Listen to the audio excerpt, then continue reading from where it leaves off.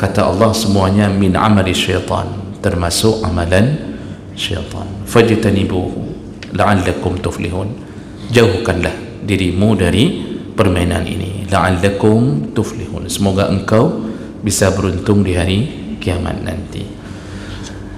Jadi semua permainan yang jatuh ke dalam dunia seperti ini, ya, di dalamnya ada perjudian, lalu kemudian melalaikan urusan agama, itu bisa haram dalam bentuk kemakruhan. Jadi kalau dipasang jadi alat bertaruh, haram total.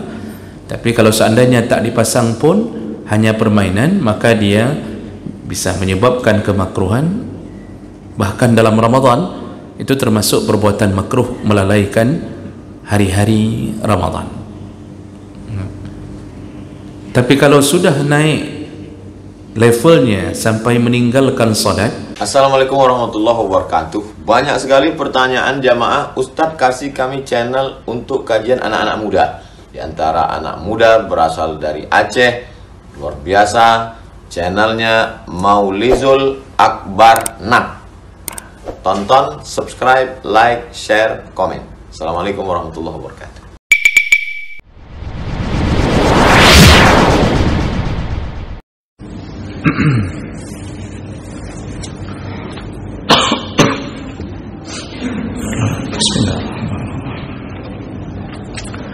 Assalamualaikum warahmatullahi wabarakatuh.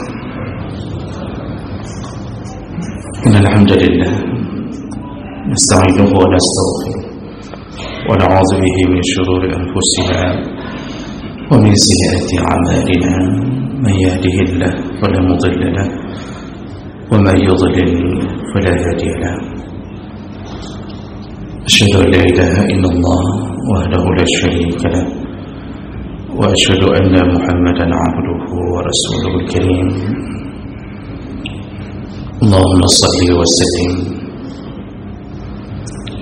على نبينا محمد وعلى آله وأصحابه أجمعين. أما بعد،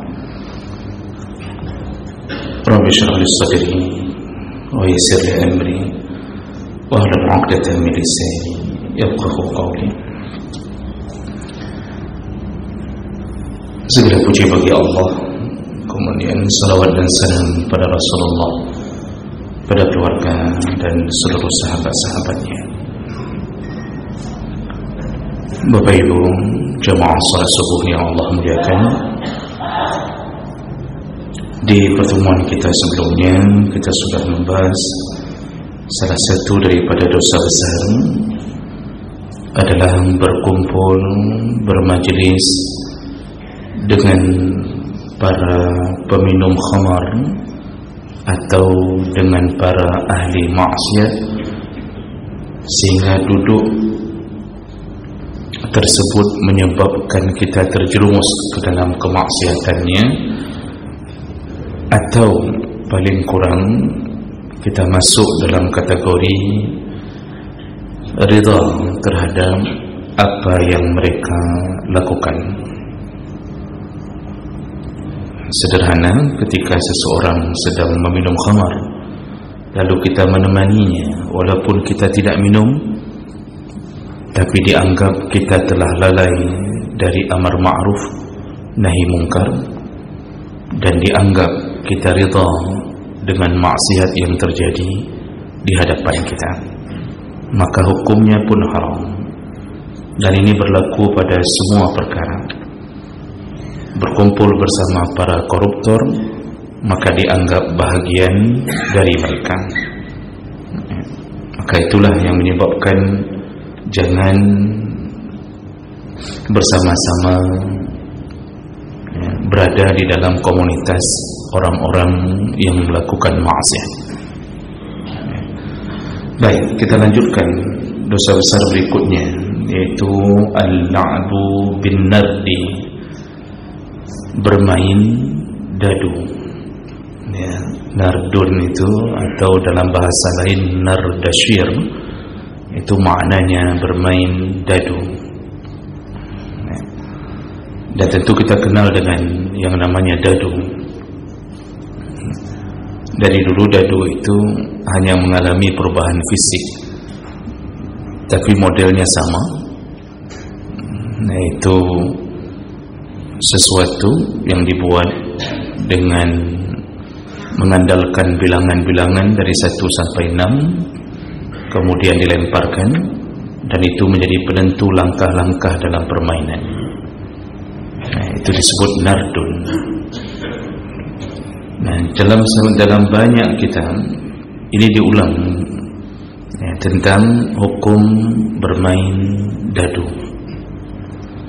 Jemaah mulakan Allah, sebelum kita lanjutkan, kita perlu fahami lebih dahulu bahawa dalam agama ini ada tidak dilarang bermain, tidak dilarang untuk menyenangkan diri dengan permainan-permainan selama permainan itu tidak masuk kategori yang haram atau makruh. Maka dikenallah dalam Islam ada yang diajarkan malah oleh Nabi, permainan-permainan yang sunnah atau yang mendukung agama, yang dapat menyebabkan keterampilan, maka itu masuk kategori sunnah. Contohnya bermain panahan, kemudian bermain yang sejenisnya, tembak menembak, sampai seseorang terbiasa untuk mengetahui cara, dan bahkan kalau dibutuhkan dia bisa membela negaranya, termasuklah berkuda,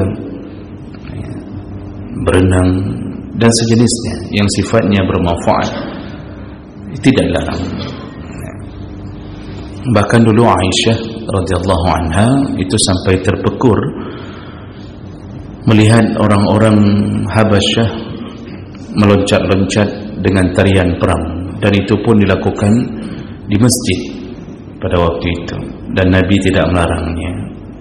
Ya, tentu beda masjid dulu, karena dulu terdiri dari pasir dan kerikil. Jadi itu bukan berbentuk tarian, tapi lebih kepada seperti orang latihan perang dari kaum Habasyah, dan itu berdasarkan hadis Nabi SAW. Nah, ini permainan-permainan yang dibolehkan. Nah, kemudian ada permainan yang bersifat makruh. Makruh ini tentu dengan illah bahwa dia masuk kategori melalaikan. Jadi permainannya dari halal, dari dibolehkan, menjadi yang makruh kalau sudah mengganggu keadaan ibadah.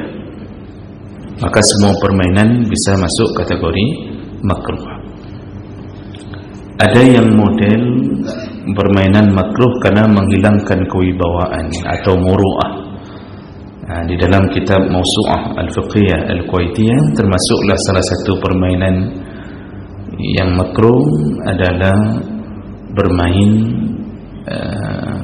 dengan lomba burung.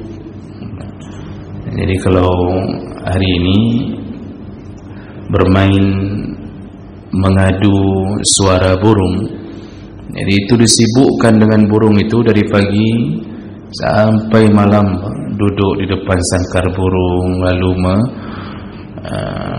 meminta si burung untuk bernyanyi dengan berbagai suara, lalu kemudian dibuat event. Jadi sampai azan dia lewatkan, salat tak ada. Ini kebiasaan orang-orang yang hari ini memelihara burung untuk tujuan itu. Nah, ini hal-hal yang begini itu bahkan bisa jatuh ke haram. Lisan ibadah mulai dihilangkan, dan dia sudah lalai dengan keadaan itu. Mungkin burung yang dipeliharanya pun akan mencacinya. Sebenarnya burungnya itu mengatakan bahawa kajak semayang juga dia, pakai angin lu maju-maju, pergi solat sana. Untuk apa dia saya terus-terusan? Mungkin burungnya pun mengatakan engkau bodoh sekali. Tapi sayangnya orang bodoh sudah dibodoh-bodohi oleh burungnya sendiri, dia pun tak sadar. Jadi pemelihara-pemelihara yang model begini ini memang banyak menghabiskan waktu. Dan saya melihat Pak, mereka berkumpul dengan sesama penggemar burung ini, lalu kemudian ada yang buat konten, lalu menunggu kapan bisa diadu suara burung. Memang kebodohan. Nah, ini hal-hal yang tidak pantas karena menghilangkan muru'ah, menghilangkan kehormatan, kewibawaan seseorang, sekaligus bisa berubah menjadi haram. Dan yang berikutnya, semua permainan bisa dalam bentuk haram apabila sudah jatuh ke dalam unsur-unsur perjudian. Dan ini apabila dilakukan dengan bentuk qimar, yaitu taruhan dalam bentuk apapun, termasuklah permainan dadu yang menyebabkan terjadinya qimar atau perjudian atau pertaruhan. Allah Subhanahu wa taala menyebutkan, innamal khamru wal maisir wal ansab wal azlam rijsun min amali syaitan fajtanibuhu. Kata Allah, innamal khamru, hanya saja. Jadi dalam bahasa Arab itu kalau sudah dipakai kalimat innama, berarti benar-benar tidak ada jalan kecuali Allah ingin membatasi apa yang disebutkan benar-benar haram. Jadi kalau sudah disebutkan innamas sadaqatu lil fuqara, zakat itu hanya boleh untuk 8 kelompok. Kalau sudah dipakai innama, maka tidak boleh keluar zakat dari 8 kelompok. Maka jumhur ulama mengatakan tidak boleh zakat itu diperuntukkan untuk pembangunan masjid. Tidak boleh zakat itu diperuntukkan untuk sesuatu yang tidak berbentuk 8 kelompok yang disebutkan setelah kalimat innama.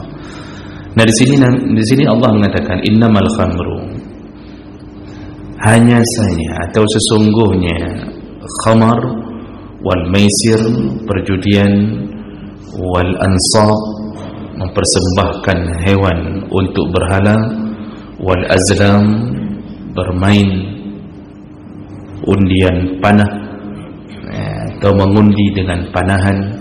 Ini maksudnya dulu orang jahiliyah itu mengundi nasib dengan anak panah. Jadi mereka memasang beberapa anak panah, kemudian dia letakkan kertas, dia bungkus dengan kertas, dan di situ ada tulisan-tulisan yang mereka inginkan, dan mereka akan memilih anak-anak panah tersebut, dan apa yang dia dapatkan dari kertas tersebut itulah yang menjadi nasibnya.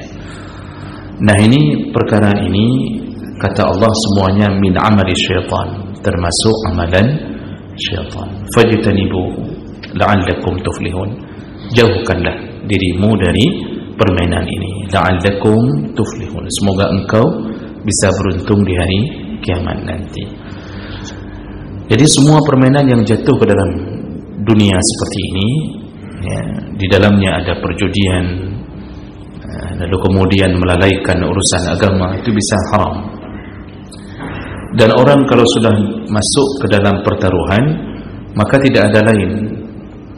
Allah ingin menjelaskan berikutnya ayat sambungannya, innama yuridu syaitan ayyuqi'a bainakumul adawata wal baghdha. Sebenarnya dengan permainan itu syaitan menginginkan engkau jatuh ke dalam kebencian, permusuhan, lalu engkau mulai saling mencaci sampai bahkan membunuh. Ini yang terjadi dengan orang-orang yang di saat dia kalah dia tidak bisa terima, dan pemenang pun tak pernah merasa cukup dengan apa yang mereka dapatkan. Jadi ini secara umum bentuk permainan yang haram. Nah, jawab akan Allah, salah satu yang ternyata di dalam hadis yang mengindikasikan permainan haram adalah an-nardu, yaitu bermain dengan dadu. Dan ini disebutkan dalam beberapa hadis dengan gamblang. Di antaranya hadis dari Abu Daud, juga oleh Ibnu Hibban Al-Hakim dengan derajat yang sahih, dari Abi Musa Al-Ash'ari dari Nabi sallallahu alaihi wasallam qala, Rasulullah berkata, man la'iba binardin aw nardashir faqad asallaha wa rasulah. Barang siapa yang bermain dadu, dadu itu ada dua sebutan, nardun dan nardashir. faqad asallahu rasulah, dia telah bermaksiat kepada Allah dan Rasulnya. Hadis ini derajatnya kuat. Lalu kemudian dikuatkan lagi dengan hadis riwayat Muslim. Rasulullah mengatakan, man la'iba bin nardashir, barang siapa yang bermain dengan dadu, faka'annama sabagha yadahu bi damin khinzir, bidami khinzir. Barang siapa yang bermain dadu, maka dia telah mencelupkan tangannya ke dalam darah babi. Ini hadis riwayat Muslim dengan derajat yang sahih, dari Sulaiman bin Buraidah. Jadi Rasulullah mengandaikan dengan mencelup tangan ke darah babi,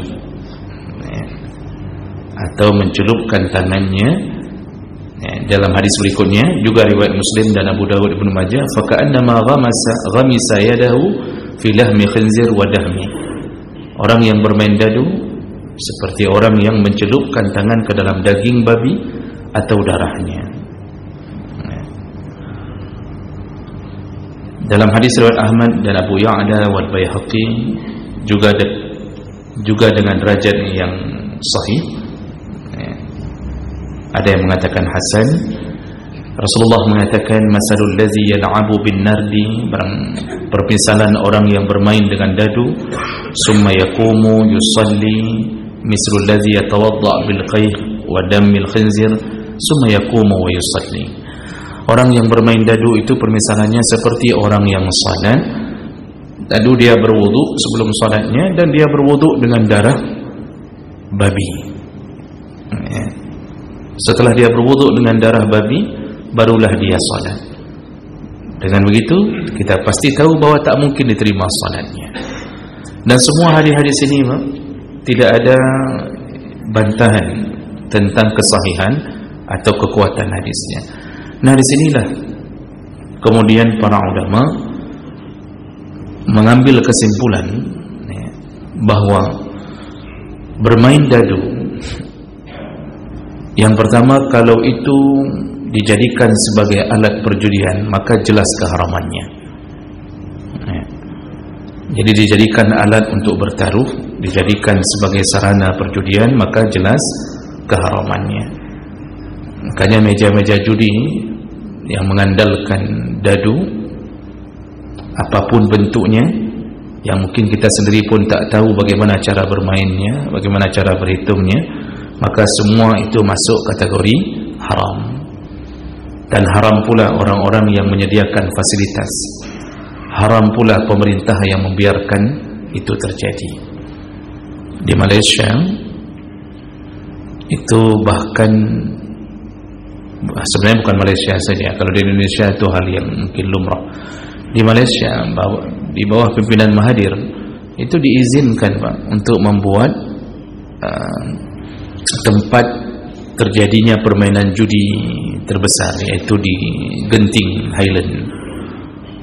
Bagi bapak yang mungkin pernah ke sana, itu memang disediakan kasino di Malaysia, terbesar di Malaysia, dan itu dijadikan sarana untuk berjudi dengan alasan orang datang lalu visa mereka ambil, dan itu menjadi salah satu masukan ke negara sampai hari ini Pak. Makanya pemerintah ini kadang-kadang sebagai seorang presiden, tanggung jawabnya besar sekali di hadapan Allah, karena dia yang menandatangani, mengeluarkan izin untuk terjadinya maksiat.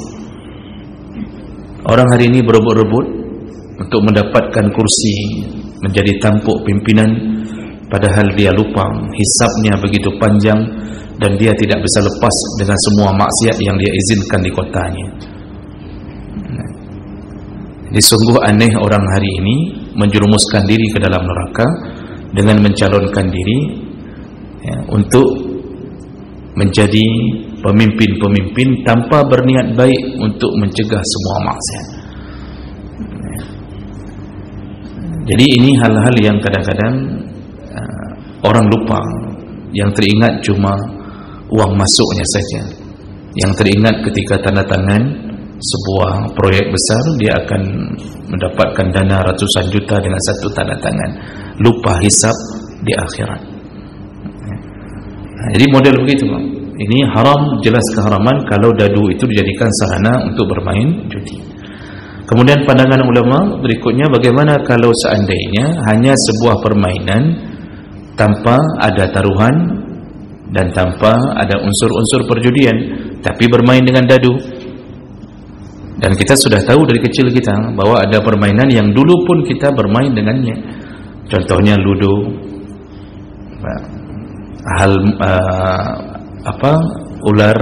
ular sawah apa ular tangga itu, ular tangga apa, ludo, ular tangga, monopoli. Itu kan permainan kita waktu kecil, Pak. Tapi sekarang terpelihara itu. Masih ada sampai sekarang, bahkan lebih murah lagi harganya itu. Satu kertas 5.000, Pak.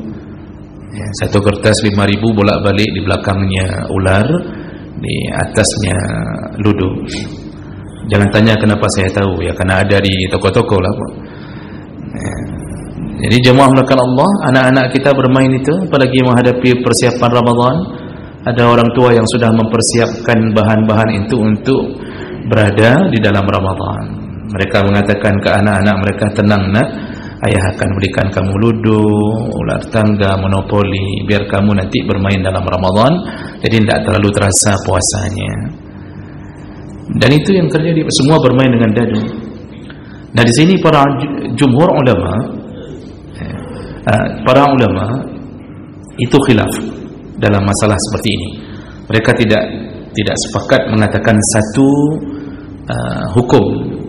Namun jumhur ulama mengatakan makruh. Mengatakan makruh. Karena di dalamnya tetap walaupun tak dijadikan alat bertaruh, hanya sekedar permainan, tapi tetap ada unsur takhmin. Takhmin itu untung-untungan, tebak-tebakan. Nah, jadi untuk melangkah itu lempar dulu dadunya, apakah setelah itu kita beruntung atau tidak. Bisa jadi kita beruntung, bisa jadi tidak. Walaupun itu bentuknya permainan, tapi otak ini dilatih untuk melakukan spekulasi. Dan itu terjadi hanya dengan melempar dadu. Jadi ketika keluar misal contohnya angka 6, maka kita melangkah 6 langkah, ternyata kena razia, berarti kita tidak untung. Nah, itu contoh. Jadi tahminnya dapat, sifat spekulan di situ dapat. Kita tidak bisa menentukan langkah-langkah oleh diri kita hanya dengan mengandalkan dadu. Jadi para jumhur ulama tetap mengatakan terlarang dalam bentuk kemakruhan. Jadi kalau dipasang jadi alat bertaruh, haram total. Tapi kalau seandainya tak dipasang pun, hanya permainan, maka dia bisa menyebabkan kemakruhan. Bahkan dalam Ramadan itu termasuk perbuatan makruh, melalaikan hari-hari Ramadan. Tapi kalau sudah naik levelnya sampai meninggalkan salat, karena orang kalau sudah bermain itu kadang-kadang lupa, walaupun bermain dengan anak sendiri itu lupa. Itu kalau sudah sampai melalaikan ibadah dalam Ramadan, tak lagi baca Quran, salat tak berjamaah, meladeni anak bermain dengan dadu tersebut, maka naik lagi kata para ulama, tingkatannya kembali menjadi haram.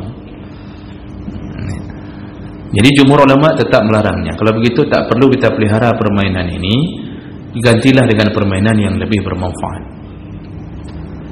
Nah kemudian sebahagian ulama yang lain mengatakan mubah selama tidak ada unsur-unsur perjudian di dalamnya. Tapi yang ulama yang mengatakan mubah sedikit, lebih banyak yang mengatakan makruh. Jadi oleh karena itu, Bapak Ibu yang Allah muliakan, dalam hari-hari kita kadang-kadang kita mulai berfikir, kenapa itu pun diharamkan? Bukankah itu hanya permainan anak-anak? Jadi sebenarnya para ulama juga berbicara di atas dalil. Mereka ingin mengatakan sejauh mana engkau taat kepada Nabi SAW. Walaupun engkau tahu mungkin dadu itu di masa dulu dengan sekarang bisa jadi berbeda maksud dan tujuan. Tetapi ketika semua bentuknya sama, maka yang perlu dipertanyakan, kalau Nabi sudah mengatakan hal yang haram, dengan banyaknya hadis tadi yang bermain dadu seperti mencelupkan tangan ke daging atau darah babi, itu menunjukkan sesuatu yang haram. Jadi Nabi mentamsilkannya ke binatang yang haram. Pertanyaannya, sejauh mana engkau taat kepada nabimu? Inilah yang kemudian menjadi kesimpulan dalam mengambil keputusan tentang permainan yang ada unsur-unsur dadu di dalamnya. Baik, ini hal yang perlu kita jauhi, dan jangan biasakan anak kita bermain dengan permainan ini. Jadi jemaah melakukan Allah, mudah-mudahan kita bisa bertahan, kita bisa melakukan dan menampakkan ketaatan kita kepada Nabi sallallahu alaihi wasallam. Demikian, semoga bermanfaat. Subhanakallahumma bihamdik, asyhadu an la ilaha illa anta, astaghfiruka wa atubu ilaik. Wassalamualaikum warahmatullahi wabarakatuh.